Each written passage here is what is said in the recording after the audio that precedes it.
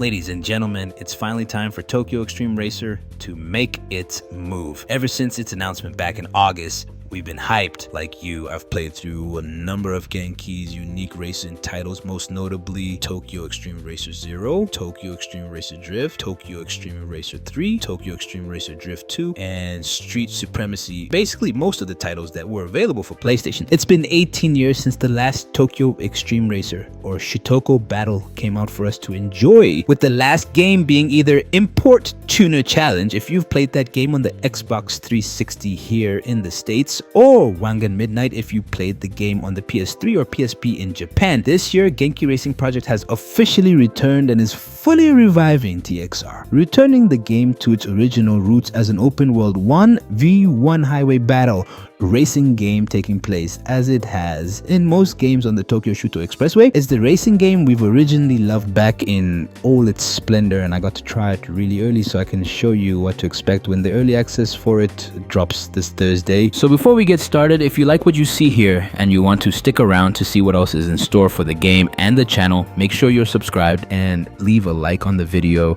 It helps me deliver more content to you guys, and it also helps you not to miss whatever I've got going on, whether it's racing game debuts, car reviews, game reviews, giveaways, polls, etc. I'm pretty sure you guys don't want to miss any of the giveaways I got going on anyway. With all that said, however, let's get started.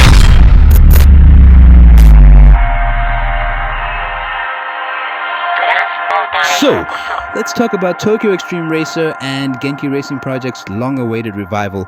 For the first time ever, TXR will be available on the PC via Steam this year. There isn't any word of it returning to consoles, which may bum original fans of the franchise since most of their games came out on PlayStation, but it's a welcome change of pace because after all this time, PC players never really got to experience the wonders of TXR. So to those of you who don't know what Tokyo Xtreme Racer is, it's a street racing game that takes place, as the name describes, mostly in Tokyo, specifically the long stretch of highway that covers most of the city's 23 wards known as the Shuto Expressway. And that's been the setting for the game since the late 90s. The premise of this series is as follows. You're a rookie driver looking to make a name for yourself as one of the best street racers to roam the Tokyo highways, but you're not alone. There are hundreds of rivals also racing through the expressway, and it's up to you to show them that you're superior. This new game, which goes into early access this Thursday, brings the series back to its roots with several returning features, as well as some new ones that I'll let you know about. First and foremost, we're back on the Shuto Expressway, and it's the most complete iteration of the long stretch of a highway yet. The gameplay mechanic is directly similar to what it was in older games. The whole C1 is at your disposal. The more you drive through it, the more zones you unlock. Alongside all the traffic running through the highways, you'll see different rivals of different teams cruising as well. If you want to challenge them, run up behind them, flash your headlights, and get ready to race as fast as you can. Unlike other street racing games, in TXR, there really isn't a finish line. No matter who you face on the highway, the main goal is the same. Outrun your rival long enough to win the duel. This is where the two bars at the top of the screen when battling rivals come in. These are known as Spirit Points, or SP. At the beginning of each race, both you and your rival will start with a full bar of SP.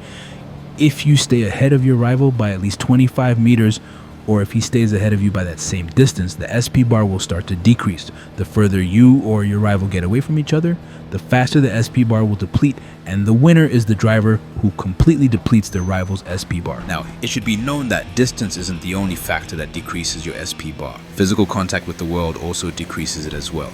If you're one for dominating races, do it cleanly, meaning don't try to wall ride steep bends even though you can, and try your best not to hit traffic.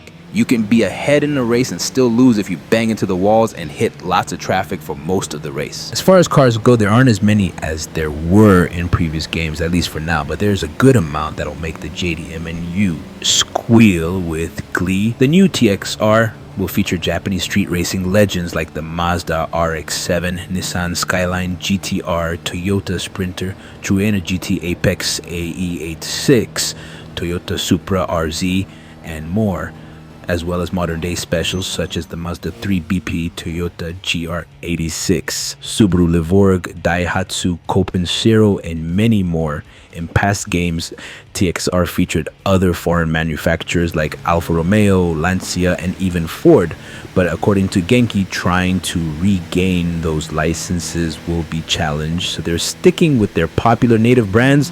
However, they are missing Honda. Customization is also back in full force in TXR. You'll be able to completely deck out your car in an array of performance parts enough to reach close to 330 kilometers per hour or 205 miles per hour, at least for now in the early access. Visual customization is the most it's ever been in the series, though without any interior customization because the interior isn't really visible in this game. If you've been watching Shutoko Battle's Twitter, then you know that this game features real-world vehicle cosmetics from top aftermarket brands such as Raze, Uraze, Trial Work, Yokohama BBS, and tons more. You'll be able to adjust your car's ride height, toe angle, camber, and even the offset. You'll also be able to adjust the mechanics of your car, such as its individual gear ratios, differential, braking force, and suspension. When you head out into the night, you'll come face to face with hundreds of rivals cruising up and down the expressway, mostly team members from several teams, with most notable ones returning in this new game such as Rolling Guys, Infinity, Cupid Arrows, Fine Drive, Departures, Another Star, Commanders, and many more. The mechanics of it work the same as they did in the old games. Various team members will be cruising around different sections of the highway.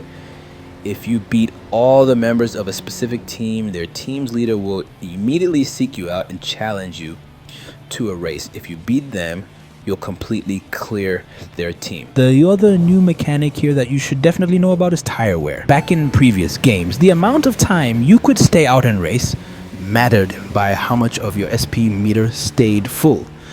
This time around, it's about how long your tires will last. Over time, while racing against rivals, your tire wear will start to deplete. The more it depletes, the less grip you have, and the less you have, the more difficult racing against rivals in technical parts of the highway it will be. There are two ways to fix this. The easiest way is to head back to the garage, and you can go back to the garage at any time during your night out on the highway. The other way, and the best way to keep going for longer, is to find a parking area and change your tires. It'll set you back 50,000 CP, but you'll get to do more racing during the night instead of retiring for the day and going back out the next night. Also, the longer you stay out at night, the more long run bonus CP you gain. Long run bonuses increment by 100,000 every 10 minutes if you stay out that long. So if you say stay out cruising or racing for an hour, the game will reward you with 600,000 CP in addition to the 15 million you've already earned prior, though 15 million is the limit in this early access game. By the way, every time you head back to the garage, a day passes by, and certain rivals race on certain days, so you need to be mindful of what day it is when you're racing. Anyway, back to tires. When you first start out, you have three choices of tires: hard, medium, and soft.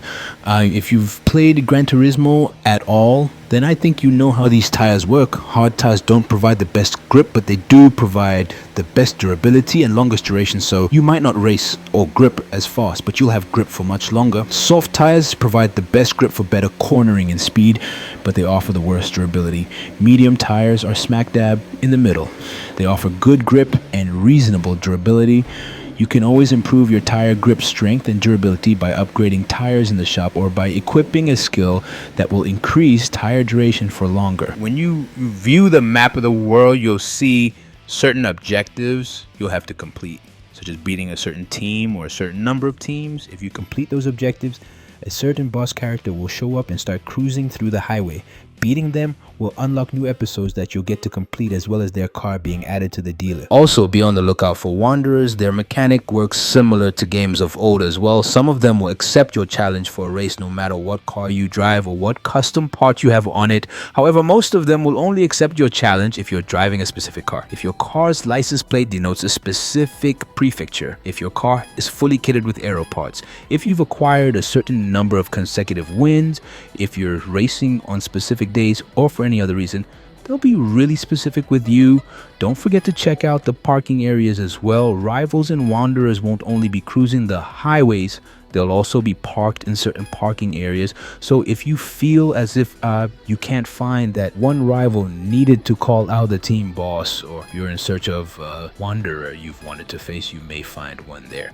Another thing to watch out for are the people you talk to in parking areas. Some of them can give interesting hints on who to expect when you cruise through the highways again, or why certain Wanderers won't challenge from the get-go. The early access will have you facing over 200 rivals and will end once you come across a familiar legend in a Mazda RX-8, Cinderella past midnight, or Midnight Cinderella as she's been known in older games. She's a very tricky racer to outrun, as she's always been, but once you've beaten her, the early access ends and you'll just be free to cruise the highways, battle certain bosses, and earn money to customize whatever car you haven't customized, though you only have a limit of 15 million CP or car points to buy and customize cars, and whatever BP or battle points remain after battling remaining Wanderers and sifting through the perk tree to unlock cars, parts, skills, levels, and spending / car storage limits. So what do I think about all this? Well, for starters, this is absolute street racing nostalgia at its finest, and I do mean it. Tokyo Xtreme Racer has been gone for about 18 years, and now that we've been thoroughly immersed in festival racers, mobile drag racers, and drift racers, it's incredibly welcoming to see an old name come back. Moreover, other than the new features they've added for the present day, most of the game's mechanic has not changed, which is brilliant, despite Need for Speed's resurgence last year through its many volume updates for Unbound. The series for the past several years has always done excessive tinkering with their driving physics, where sometimes they work and sometimes they don't. But for TXR, the physics are closely the same as they were in previous games. So if you've been a fan of the series and have been playing it even until now, you'll be very accustomed to a car's handling right out of the box. There are features of which I would have hoped they'd add from previous games. For example, with us going up against a bunch of teams, why couldn't we form our own like we did in Street Supremacy? With the Wanderers and bosses we face in this game, and with the multi-battles we also come across where it's 1v2 or even 1v3, having an extra driver recruited by us to help us face against our rivals would have been a welcomed addition. Despite that, the game still looks so good, and unlike Assetto Corsa Evo, which still has some work to do with optimization, TXR in its early access phase is already optimized, mostly because Genki is just really good at that, and partly because this game is running on Unreal Engine 5, so everything here looks incredibly detailed right down to certain car polygons, although I will admit there are some car models that sort of look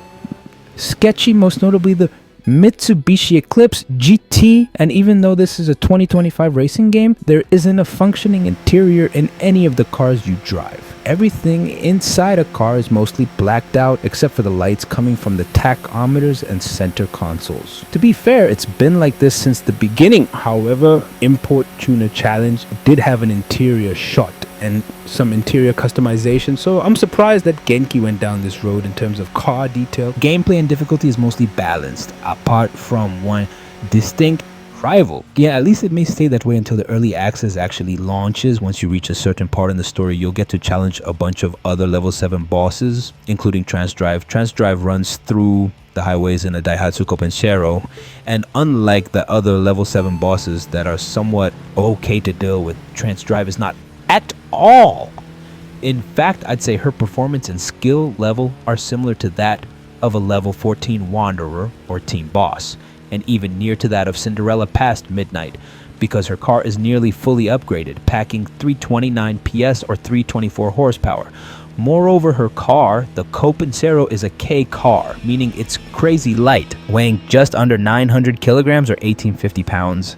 What makes her even more frustrating is that in order to move on and unlock perks for better upgrades, cars, levels, and money storage, you'll have to beat her. She is the gatekeep. So if nothing changes from when I've been playing it, how do you beat her? Simple. you get lucky. The difficult part of battling her is that for the most part, you'll find her cruising in the longest stretch of highway straight with 3 lanes, and unless you're faced with a lot of traffic, she'll just bob and weave through whatever's ahead of you until she's long gone. You'll want to get her to an area where there isn't a lot of space to move, so most likely a 2-lane with corners near the inner and outer loop of the C1. Because of how fast she is and how fast she can maneuver, she's bound to hit a car sometime or later. When she does, take the advantage and outrun her. Don't worry about how many times you lose to her, or if the game assigns the loser B80 nickname after she takes you down so many times. Just beat her. That challenge was honestly frustrating, but fun, because that's the sort of frustrating arcade difficulty I've been missing in arcade races. But I do think Genki should look at this and adjust her performance, or make her appear further in the story instead of sooner, so that players don't get so frustrated, and you will get frustrated if this isn't adjusted by Thursday. All in all, however, this is the making of Racing Game of the Year, at least for me. Even if Playground Games unveil a Forza Horizon 6, chances are it'll be more of the same. And even though I'm a huge fan of what the Crew Motorfest is doing at present, we really don't need more festival racers. We need more games like this, unique arcade, street racers, and resurrected titles that appease old-time fans and will bring in new fans. This game also serves as a warning shot straight towards Bandai Namco, because if Genki can bring back Tokyo Xtreme Racer, then Bandai Namco can very well bring back Ridge Racer. Genki had to deal with manufacturer licensing of cars and aftermarket parts. Ridge Racer is another fantastic racing series, but the cars and custom parts in that game are all fictional. Come on, Namco, do something. Anywho, if you guys like this video, make sure to leave a like and subscribe to my channel. I'll be featuring all of the gameplay from the beginning up to the battle between us and Cinderella past midnight. I'll also be doing custom builds of cars for you guys to see if I have time. Until then, stay safe, and I'll see you on the highway.